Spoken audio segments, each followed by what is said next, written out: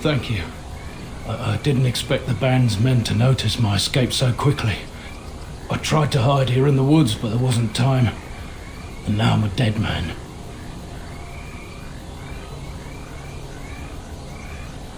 You were there in Ostagar. You know how things went. For me, it was either this, or die in some darkspawn's belly, or be hung as a deserter. You were there with the Grey Wardens, one of Duncan's new recruits. I was to guard the king. He was my friend, understand? Maker. All that time in Ban Loren's prison, and I couldn't stop thinking about all they suffered that one dark night at Ostagar.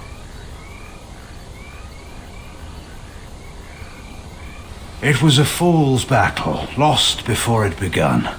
You are not to blame. I know. The darkspawn were too many. Even Cailan, for all his bravado, knew there would be no victory at Ostagar. The king entrusted me with the key to the royal arms chest. If anything were to happen to him, he said, it was vital I deliver it to the wardens. The Maker has a sense of humour, doesn't he?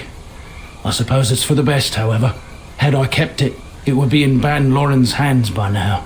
But you said Cailan entrusted it to you. I was afraid. I thought I would lose it on the battlefield, so I stashed it in the camp. Please, it's probably still there. The key's behind a loose stone at the base of a statue. I'll draw a map for you, so you'll know where to search. It's not a place I thought I'd be returning to so soon, and least of all with you, Grey Warden. If it's not too much to ask of a commanding officer, just keep your moralizing to a minimum. The events at Ostagar still haunt my thoughts, Warden.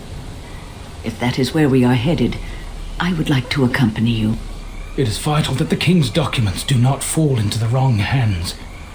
As for Marik's sword, it is too powerful to be pawed at by those monsters. Same for the king's other arms and armor.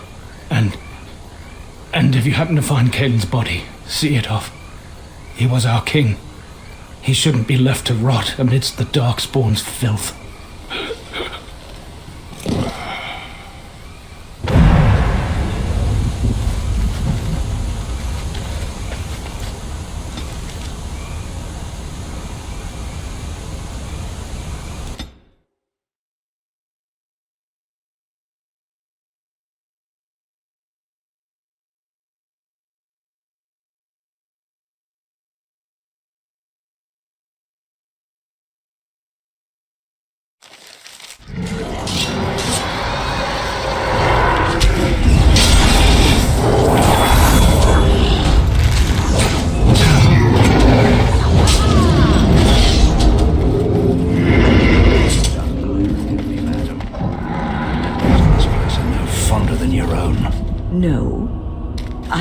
Good friends dying in this place, and a man whom I respected as my king.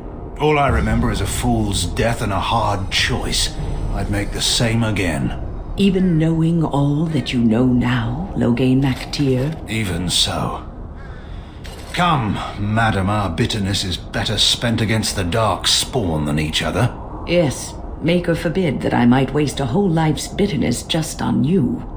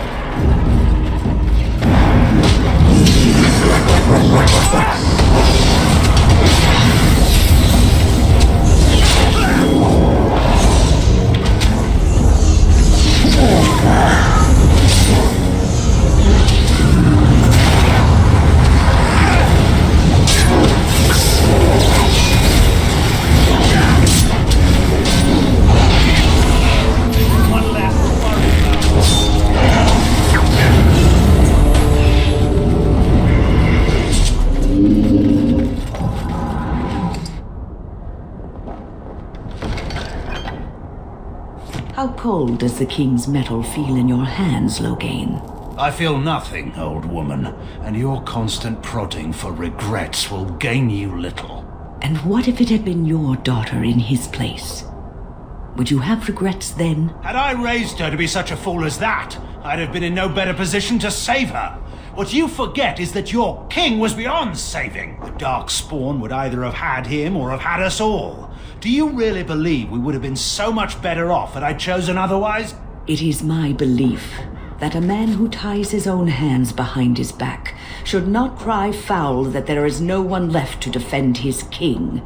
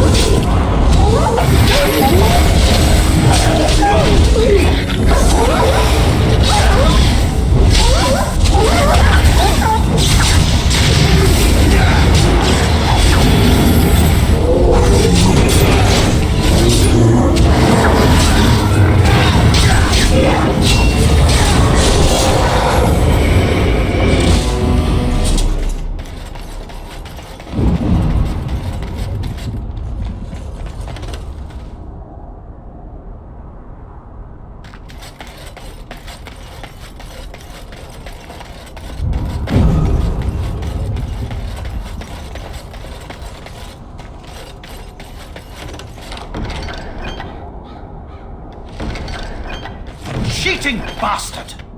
Watch your mouth, Loghain MacTyr, unless you have forgotten the company you now keep. It's not my company I worry about, madam, but my former son-in-law's. Do you see the familiar tone with which the Empress writes him, as if my daughter were not already his wife? Cailan loved Honora with every ounce of his heart. It was plain for all to see. The only thing that ever stood between them was you. Are you blind, old woman? The plot is plain as day within this letter. Love or no, Cailan was gonna cast my daughter aside and wed himself to that bitch Celine. In a single vow, Orlais would claim all that they could never win by war. And what would Ferelden gain? A fool of a king could strut about and call himself an emperor. And what of peace? Would it not bring us that at least? Peace. I would have thought your age might have granted more wisdom, madam. Peace just means fighting someone else's enemies in someone else's war for someone else's reasons.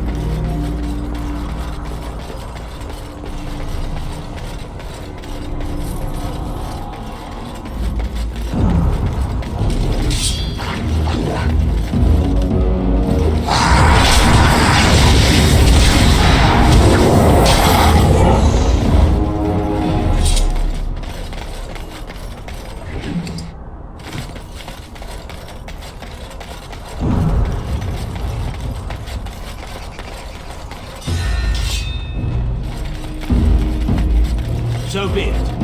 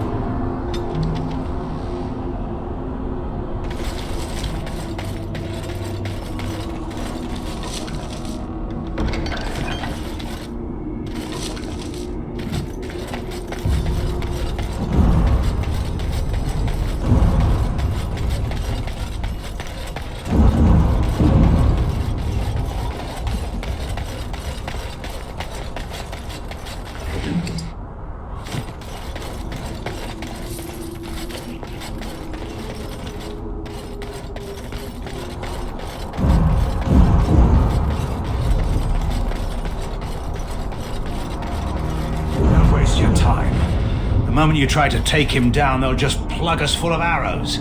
We need to clear out the darkspawn first.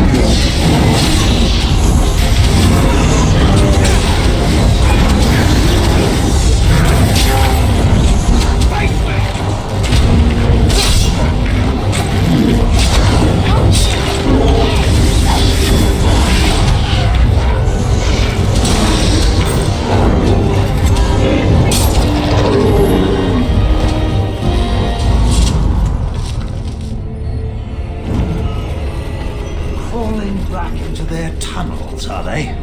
Let's take the battle to them!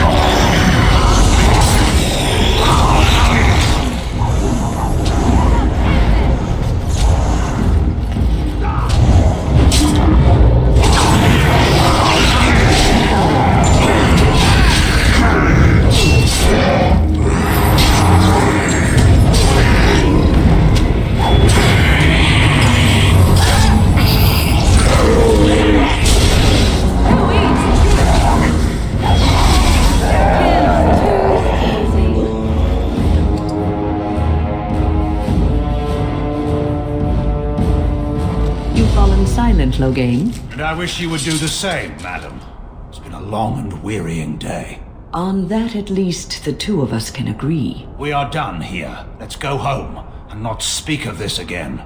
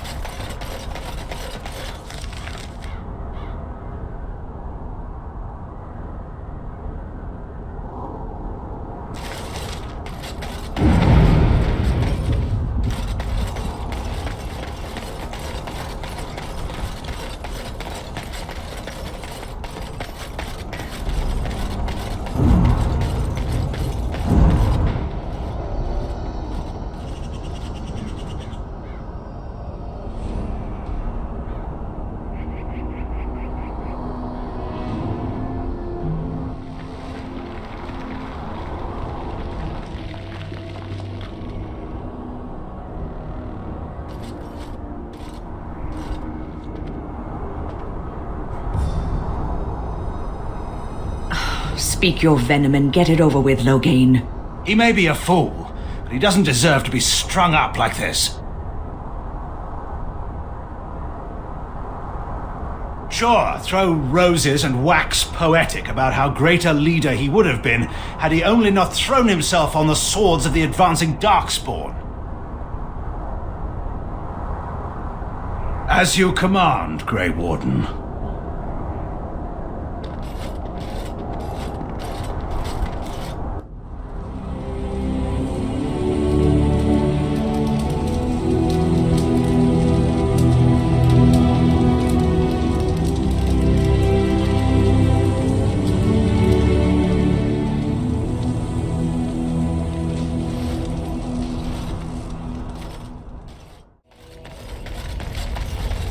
I suppose I shouldn't be surprised at your success. You beat me.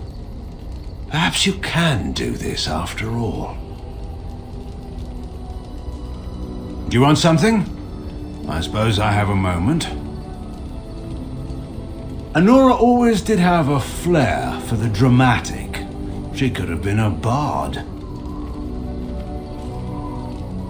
Anora's a politician at heart. There's one thing she knows. It's how to move people.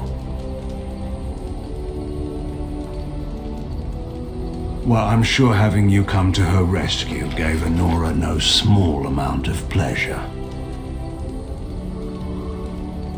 Is that a serious question? Is there someone else you know of who could stand up to the Landsmeet? Believe what you like, it makes no difference to me. Are we done then? Very well then.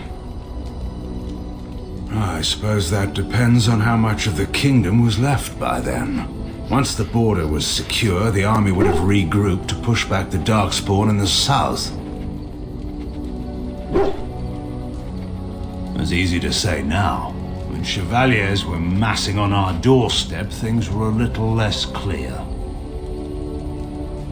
We couldn't, especially after Ostagar. It wasn't an ideal plan, but it seemed necessary at the time.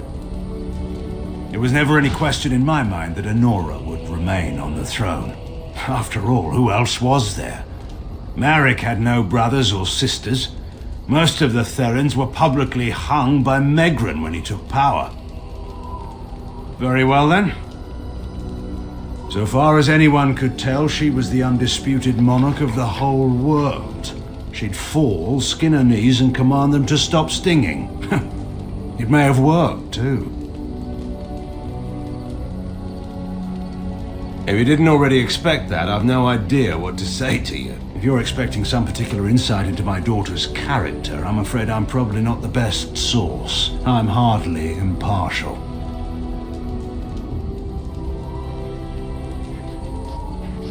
I think you already know the answer to that. Gwaran sits in between the Brazilian forest and the sea. It's far from the old Tevinter roads. The village by our keep was never even as big as Redcliffe. There were always a few children around. Charcoal burners, sons and daughters mostly, or the children of servants. They formed into noisy gangs in the courtyard for their games. But Honora never joined them.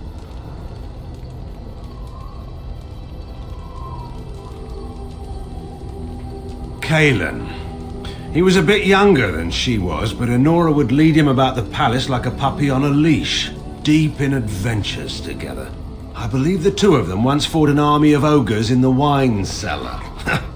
That was their explanation for all the broken bottles, anyway. Because it was vacant, and though it's off the trade routes close to Denerim, it was a good place for children to grow up. Solitude isn't terrible, you know. She had a free reign over the woods. But this is not really the time or place to discuss my daughter. We have work to do. Very well then. Hate doesn't describe it. I've seen painted, masked lords beat an old farmer to death with riding crops. To this day, I don't know why. Is that hate? I saw good, sensible men fight armored chevaliers with nothing. No weapons, no armies, not even hope of success to see the occupation end. Is that hate? You won't believe me when I tell you this, but it doesn't matter. I never fought because I hated Orlais. This was for Merrick and Ferelden. I didn't want to start a war, I wanted to stop one. I failed. So I suppose my intentions don't amount to much. The past is always with us. It's in our bones and our blood, and we wear it on our skin. You can think otherwise, but you'll never get far without it. Should I? How do you give up what's grown into you? In any case, there's no use discussing this. We have much work left to do. Very well, then. He was my friend. If he'd wanted to conquer the Fade, I would have led the charge. I was hunting, well, poaching, to be entirely honest, when a boy my own age came stumbling out of the woods. He was so dirty, you'd have thought he'd been dug up out of the ground. The traitorous bootlickers who just murdered the Queen, though I didn't know it at the time. He was bloody, exhausted, and obviously being hunted. I offered to take him to my father's camp. That's a story for another time, I'm afraid. I've gone on too long as it is. He nearly did. Merrick was never one to avoid his duty. And given his preference, he would have acknowledged his son no matter the circumstance. But he had more than his honor to think of. It would have ruined Rowan, after all. She'd be reduced to a concubine in the eyes of our neighbors and put Cailan's status as heir in question. So Merrick made the hard choice. Eamon offered to raise the boy, and that was that.